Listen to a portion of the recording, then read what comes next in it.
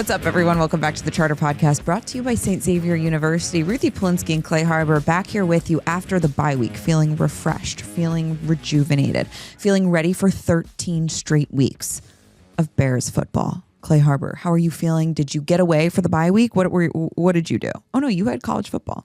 Yeah, I did a little college football game, did a little scouting for us Bears. I think North Dakota State Bison have a couple of players we might need to look at, but... No, it was a good bye week. Watched a bunch of football, obviously, on Sunday still, even though the Bears weren't playing. Seen what the NFC North is doing, and the division looks good. Yeah. Unfortunately. Yeah. The division still looks good. Do you want to know what I did this bye week? What'd you do? Well, You went to Wisconsin. Went to Wisconsin, that's right. Yeah. Did a little golf. Mm-hmm. Played golf on Saturday and Sunday. Saturday, much better than Sunday. How'd you hit? Saturday was probably the best I've ever played, and I'm not a good golfer, but it was probably the best I've ever played. Sunday, tears were shed. Dang. Isn't that tough when you go out there and you think you're starting to get it? You're like, wow, I played really good. And you're excited to go back there on Sunday. The next thing you know, you can't hit the ball for nothing. Also, my hands are just and I wear a glove, but my hands are just crushed from blisters and it just... How many holes did you play throughout the weekend? 36. 36 holes, wow. Well, I took some holes off on Sunday because I was having a meltdown. I'm sobbing to my husband. I'm I just want to be better. And he's like, Ruthie, what do you mean you want to be better? You don't practice. You golf 10 times a year. Why do you think you're going to be good? Of course you're not going to be good. He's like, I'll pay any amount of money for you to go take golf lessons. And how did he do? Okay. He's just an athlete, so he's up a good to golfer. his standard, was he happy with how he did, or was it was probably middle of the road. Middle of the road. Wasn't his worst day, wasn't his best day, but it was beautiful courses in Wisconsin. Yeah. Beautiful. We golfed the Bog. The Bog. And Black Wolf Run. It's gorgeous. Okay. Absolutely Sounds stunning. fun. Yeah. Okay. Anyways, this is a football podcast, and we got away for the bye week. You know who didn't get away for the bye week? Caleb Williams, locked in. Good. Took some time off. He told us yesterday, just hung around, got back in the building a few days before they were supposed to, get his mind right, get his body right. And he's ready to go. 13 straight weeks of football, just like us. That's what you want to see your quarterback do, honestly. You're not going like Ben Johnson's. I don't think nobody went to Cancun and partied. Right. That was pretty old of him to say, Cancun and party. Sometimes he has this old man come out of him a little bit that I very much enjoy. And it's sort of this Southern North Carolina boy that comes out. Sometimes he'll say, golly. Yeah. And I always that always makes me chuckle. But yeah, he said everyone was pretty locked in, which is what you want to see. Yeah, no, absolutely. And that matters. That matters. Your bye week is meant to get off your feet. Still get your body moving, but recover, get your mind, rest your mind a little bit and stay around, still get some treatment, get a couple of workouts in.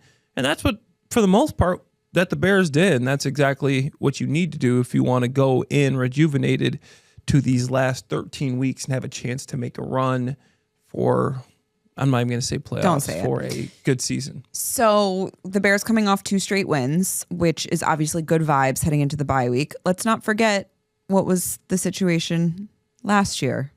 Sitting at 4-2, had that offensive explosion in London against your Jacksonville Jaguars. Duval. They go into the bye week feeling good, come out, play the Washington Commanders, and what happens? Yeah. All hell breaks loose. So this year feels different, Clay, doesn't it? Does. It feels different. And I think that's because of Ben Johnson, right? That's all it is. And I don't think it needs to be more complicated than that. It just feels like because of the way the Bears won these last 2 games, there is a belief and a confidence that this Bears team is not the Bears team of yesteryear, right? This is a team that believes they can win. It's a quarterback in his second year. It's a defense with more experience. We'll get into Tyrique Stevenson and the role that he may play in this game. But I'm predicting a great game this weekend. And I think it's going to be a close game this weekend, I say, on Monday. What do you think? What are your overarching feelings about this Bears team coming out of the bye week? I think that I like the vibe here. I think that obviously you still got a couple of injuries you're waiting to hear on. Obviously with Darnell Wright, we don't know. I think we should get a injury update today. Right. 𝗬𝗏𝗀 hasn't been seen out at practice. I want to make sure that everything's good with him. Is he playing? Is something up with 𝗬𝗏? We know his history, and obviously whenever he misses time, people automatically think, okay, it could be something to do with some concussions. Don't know, but I want to see and hear about that first. But I think they're heading in the right direction. I think this Commanders team is a solid team. They made it to the NFC Championship game last year. They are a good team. They brought back pretty much everybody. They got a better tackle now, same coaching staff. So this team is going to be a tough team, but those are the games you like. The measuring stick game in front of everybody, team that beat you last year in heroic fashion or, horrendous fashion, whichever way you were looking at it, one of the two. So good opportunity for the Bears. I love Ben Johnson. I was looking at some stats. Ben Johnson, off his last 2 bye weeks with extra time, 40 points. He had 533 total yards and 41 points 2 years ago, 492 yards and 47 points last year. So this is a guy that coming out of bye week seems to know he's got that game plan ready to rock. Don't give him extra time to look at a game plan, okay? Because he's going to come up with something according to these last 2 years. So I'm excited to see. Dennis Allen is also a guy that I have tremendous faith in. He's going to self-scout this defense. Why are we not stopping the run? I played with DA. He's meticulous at what he does when it comes to defense. Wasn't the best head coach. We know that, his record. But as a defensive coordinator, this guy's good. If there is a problem, I trust that Dennis Allen is a guy that will find it and will know what he needs to do to help the rest of the team out there. And he's got a little extra chest piece coming back. Kyler Gordon obviously told us this week that he is good to go for Monday. So that's absolutely huge. Clay, how can he impact the defensive side of the ball and really the run game and how much that's been struggling? It's funny because everything we've been saying on the Big Pro Football Show, you heard Ben Johnson say. He said, hey, there's a handful of nickels in this league that you actually have to game plan for. He goes, I've had a lot of time practicing, playing against Kyler Gordon. And he's one of those guys that, yes, he can cover you, but he's a guy that gets nosy in the run game. So the majority. Are you working on your Ben Johnson impression? Did that sound like Ben Johnson? I feel like you have all these coach impressions, you know? I feel We've been listening to a lot of press conferences. You're working on your Ben Johnson impression. Yeah, that's good. Yeah. All right, keep it coming. I'm gonna call it. I'm gonna call it 3. He says I'm gonna call it a lot. Let's call it. But anyways, Kyler Gordon's a guy that the most of the time you are in the nickel. Like base package is obviously base defense. You get to start if you're in base, but the majority of the time the nickel's gonna start Kyler Gordon. They paid him as the highest nickel defender in the National Football League for a reason. He had 75 tackles last year, even though he missed some time. This guy, you can blitz him. You can put him in the box in the run game. He's a tough block for any wide receiver because he's so physical. He's so quick.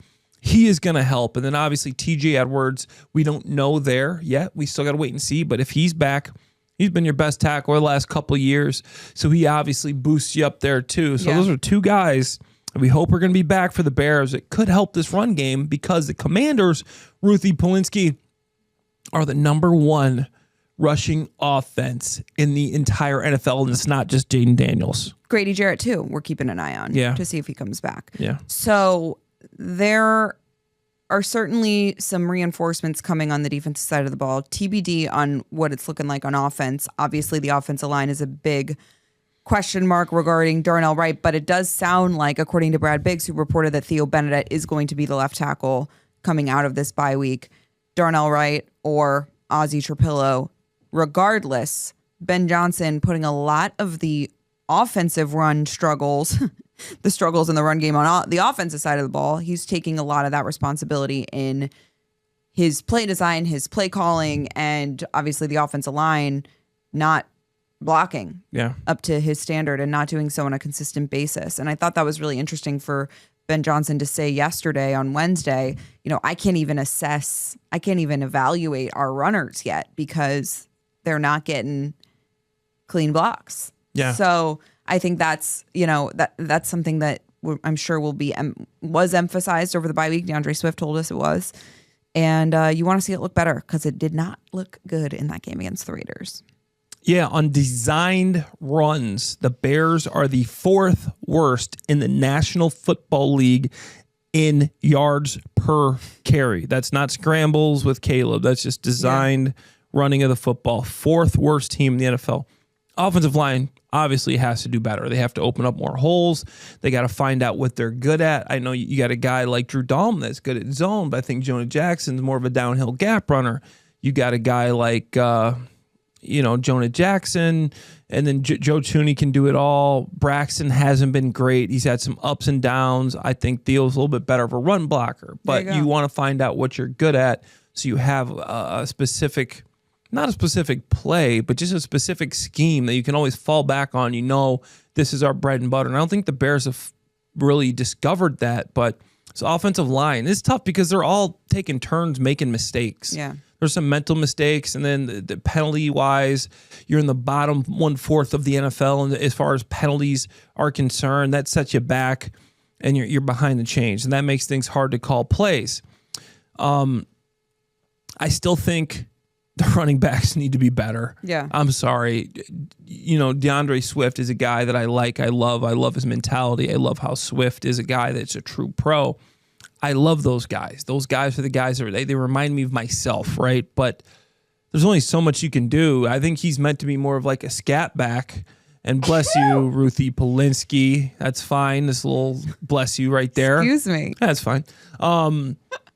He's meant to be a scat back. He's meant to be a guy that get him the ball with some space, get him around the outside. We need another power back there. If that's not going to be 𝗏𝗏𝗀𝗀𝗃, I still, once again, I know we've asked this question, why didn't you bring in somebody else? There was guys out there in free agency that you could have brought in, but maybe they end up introducing more of 𝗏𝗏𝗀𝗃. Maybe Roschon Johnson will get off the back of the milk carton and get a carry. I don't know. It's possible, but I think that running back needs to be better as well as offensive line. Travis Homer, also one of the players who his 21-day practice window opened coming off of IR. Do you think he could have an impact in the run game? Do you think that's somebody, because he is going to have an impact on special teams. Like he's going to be on the 50. He's going to be on the active roster, right? So like, he is someone that, man, with Travis Homer coming back, that's really going to be a big question mark for Roschon Johnson. What will his role be on this team? Will he be active on game day? No, he won't be. He won't. I don't know if Travis Homer's back this week necessarily, but his practice window is open for the next 21 days. But no, he's not going to have a role in the running game, but he will have a role in special teams. Okay. He's a special teamer. And if Roschon Johnson isn't playing in the run game, I think Travis Homer's a better special teams player than Roschon Johnson. So that does make you wonder, where does Roschon Johnson fit in if Travis Homer comes back and is the better of the two special team running backs? Right. So that's something to keep around. Curious as well. Yeah. All right, let's talk about, I want to get into the quarterback, Jayden Daniels, Caleb Williams. I want to get there. But I want to first start with one more negative thing to talk about. And that is, we talked about stopping the run.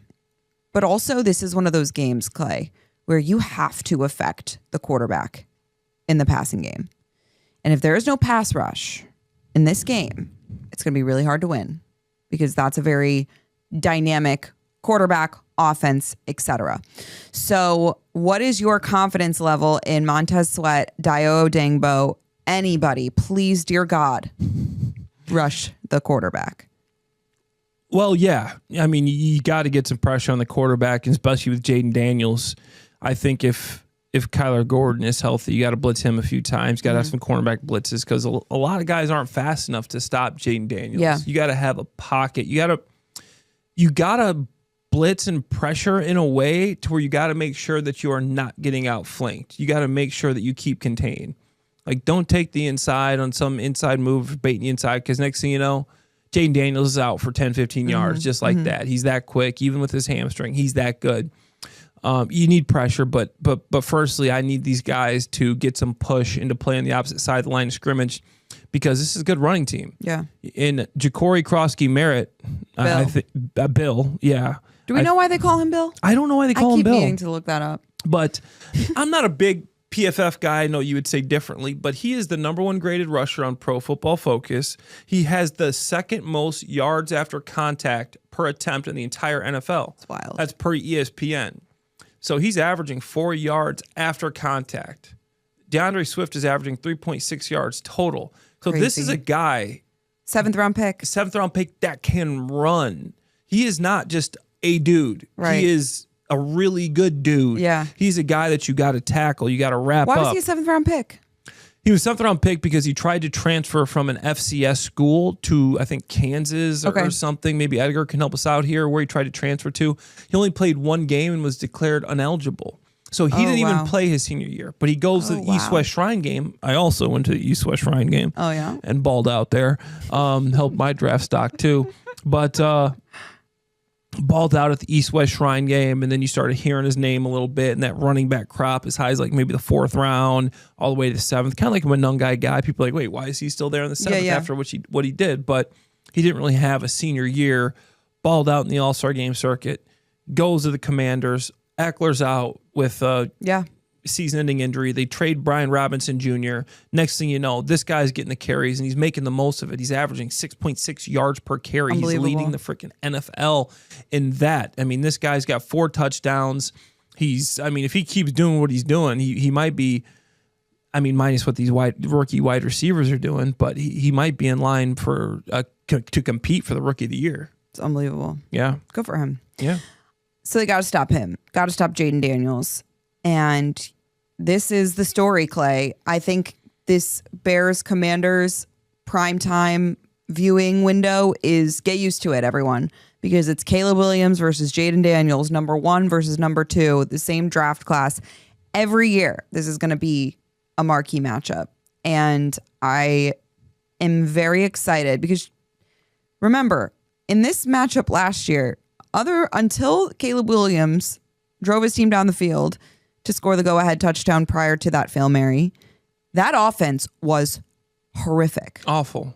Like hard to watch. And and people act like this game was just like the Bears game all the way through. They kind of got lucky to be in that situation. Totally. And I know you still had the handoff to Doug Kramer. But the mini fridge. Even without that, like the Bears caught a lot of breaks to be in that situation. Yeah. So, you okay? Yeah. Okay. Had a little scratch, tickle. Yeah. So, the Bears need to build upon what we've seen the last couple of weeks. And let's be real, Clay. Offense didn't look so good in 3/4 of the Raiders game. So, you want to see progress from Caleb Williams in the offense, and the run game, I think, is just going to be absolutely crucial for them to have success and put up 40 points for Ben Johnson after a bye week, like we talked about. Jayden Daniels is a really special player, Clay, and we're going to talk about him for a long time. And I think what is so dynamic about a player like Jayden Daniels is that what Ben Johnson told us yesterday, he said coming out of the draft, like, people overlooked how talented he is with his arm because of how dynamic he is with his legs. Pocket and passer. He's an incredibly accurate, and he can do it through the air too. Yeah. So you don't want to underestimate sort of the well-roundedness of a player like Jayden Daniels. What will be the key to containing him on Monday night? So here's a fun stat. Jayden Daniels became the first player with at least 4,000 passing yards and 1,000 rushing yards in their first 20 NFL games ever. So that just tells you how dynamic this guy is. Yeah. He can throw it. He can run it. It's going to be difficult. And he's fast. He is extremely fast. You got to get pressure on him. Firstly, you got to stop the run and make him one-dimensional, because if you don't make him one-dimensional, I mean, that's just difficult to obviously play any quarterback, but a guy that can run and throw like he can, making him one-dimensional is the way to stop him, right? So then you can start, doing some pass blitzes, right? Instead of run blitzes, some pass blitzes. Let's send some cornerbacks. Let's send some slot. Let's make sure we have a spy here. Let's make sure we're in zone coverage so we're not running man-to-man with our back turned to the quarterback so he can scramble. But he's got some weapons too. Terry McLaurin is trending towards being back. Deebo Samuel is a guy that's been making plays for him. Noah Brown, the guy you remember what he did last year. He's coming back. Yeah, I remember what he did. Yeah, he caught the Hail Mary. Thank you. Yeah, he's supposed to be back too. Sam Cosmi, their guard, offensive line hasn't been great, is trending towards being back as well. So they have some reinforcements coming too. Yeah. So this is going to be an interesting game. And another thing I want to mention, Ruthie, is I know we talked about this offensive line, but the defensive line, like when I turned on the game against the Chargers, 5 sacks of Justin Herbert. Crazy. Justin Herbert knows how to get the ball out. Their offensive line looks bad. Right. But sacking Justin Herbert, even if he doesn't have an offensive line in front of him 5 times, is pretty impressive. Yeah. So I know they don't got any big name guys. Dorrance Armstrong is a matchup that scares me a little bit. He's an 8-year pro. He's a guy that's averaged like 6, 7, 8 sacks a year, but he's already got 5 this year, and he's playing really well, and he goes up against our right tackle. If it's Darnell Wright, I'm like, okay. Like Darnell could hold this guy. Ozzie, I have faith in Ozzie, but he's a rookie. So I think if Ozzie's in there, he might get beat once or twice. You might have to help on him a little bit more just because he is a rookie, and this would be his first actual start. Let's not forget, when Ozzie came in at right tackle in the Raiders game, that sort of quieted Max Crosby a little bit. And you probably can have a keener eye to that than I do. But Max Crosby was not as effective in the second half of the game. Once Ozzie came in and Theo went to the left side. Yeah. So just, it's not going to get harder than Max Crosby. No. Oh, right? Von Miller. Yeah. Like, welcome to the NFL. No, Max Crosby's as good as they get in this business, besides maybe Aiden Hutchinson and Micah Parsons, which happen to be in the NFL NFC North, unfortunately. Thanks for the reminder. Yeah. But you want to tell your Bobby Wagner story? Yeah. So today I was on the 670 The Score, and Mark Grody asked me a question, and he's like, I'm just looking at Bobby Wagner, and he's making all these tackles, and he's got a few sacks, and how is Bobby Wagner still good at 36 years old? And I go, I'll tell you how Bobby Wagner is still good. Let me take you back about 8 years, and this will tell you how when Bobby Wagner was still a vet. That's how old he is. Yeah. But it was a playoffs, and I was playing with the Detroit Lions this is Jim Caldwell era. We had Matt Stafford as our quarterback. Probably wouldn't know anybody else on that team. Theo Riddick, Marvin Jones. I mean, we had Golden Tate was a guy that some people would know. Yeah. Anquan Bolden was older. Eric Ebron was our starting tight end. I was like the H-back. We had this play in the game plan to where I was our H-back. I'd go into motion, do like a return motion, and then end up in the backfield in an I position. And Bobby Wagner is the middle linebacker. So we run that play. I go in my motion, middle linebacker. Bobby Wagner comes rushing downhill, and he comes downhill so hard that I cut him, and we end up springing the big play. We kind of caught him off guard with this play a little bit, something we haven't done a lot of. It was like an ISO, but a little bit of counteraction too. So coach is like, oh, I like that play. That was when we got a lot of success. We had like a 25-yard gain and want to run that again. I'm like, all right, we're gonna have to dress that up. We're playing against Bobby Wagner. He's good at identifying stuff. So I'm like, just start me in like an offset position instead of an I, and send like the receiver, send like the Z and like a return motion, just window dressing. Yeah. Usually that'll throw these defensive players off, and they'll be like, okay, I don't know what this play is, instead of putting me in motion again, and they obviously know what's coming. Right. Okay, I've seen this before. Click. So as soon as I sit in the backfield, Bobby Wagner starts yelling out the play. And I put my head in my hand. I'm like, all right, he already knows what's going. No. The linebackers start creeping towards the line of scrimmage. You see the nickel back creeping up, and next thing you know, they blow us up in the backfield. He doesn't rush downhill hard enough for me to cut him, just hard enough so he can kind of blow me up a little bit. Yeah. Starts talking trash. I'm like, hey, man, you got us. I tried to outthink him. So Bobby Wagner is just an intelligent player. He is strong. He is physical. He does have those physical attributes, but this dude is smart, and he has seen a lot of football. It's like when you used to go against like old school Tom Brady or Stafford or something. Like, what coverage are you throwing at these guys? Right, and they're that they haven't like, seen. What is this? I haven't seen this coverage. Is this inverted cover too? Like, no. Tom Brady's like, yeah, inverted cover too. Nice try, bro. Right. Come on. It's great. Yeah. Okay, real quick, let's talk about, and I know it's sort of overdone at this point, Clay, but we talked to Tyrique Stevenson yesterday, and this is a player that I've covered for a long time. People know I covered him at the University of Miami. I've known him. I was really excited when the Bears drafted him. I liked the way he played at Miami. And now everyone knows he's super physical, so energetic, plays the game violently. You know, he's just one of those guys. Obviously toes the line a bit there, but when he did what he did last year, that sucked, right? Yeah. For everyone, and no one more than for Tyrique Stevenson.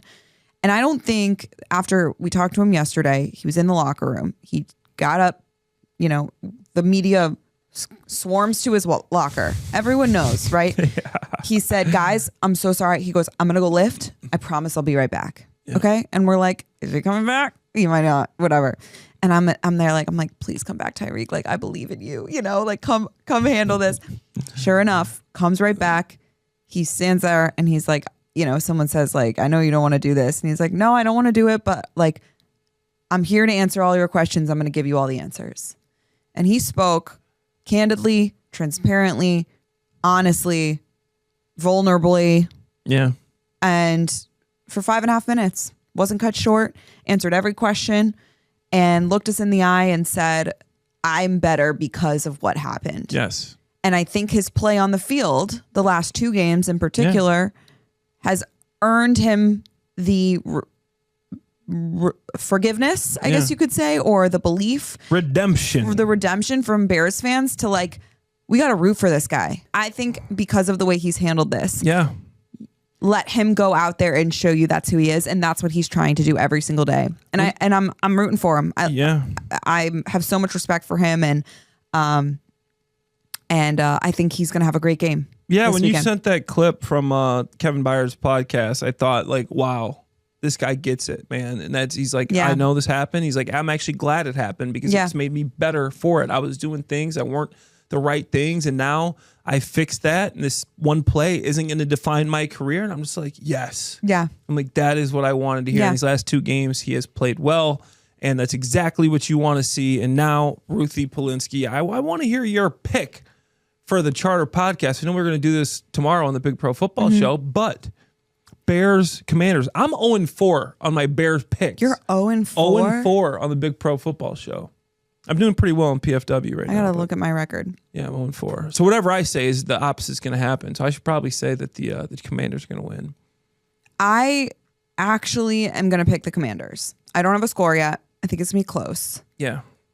But I'm just worried about the greatest weakness on the Bears and the greatest strength of the Commanders feels like a bad matchup to me. And that is their rushing attack against the Bears' run defense.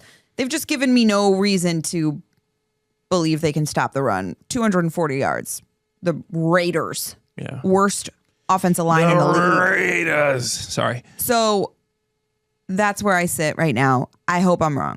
No, I agree. I'm going with the Commanders here. I think it's going to be a close game. I think we're going to be proud of the offense here. I think the defense still has some work to do. Jayden Daniels looked real good last week, and now he's got Scary Terry coming back with Debo. So you got the run game mixing with the pass game, the offensive lineman, 𝗵𝗏𝗏𝗀 coming back. I think it's going to be a tough spot for the Bears to be in, but I think they play well, and the Commanders pull it out.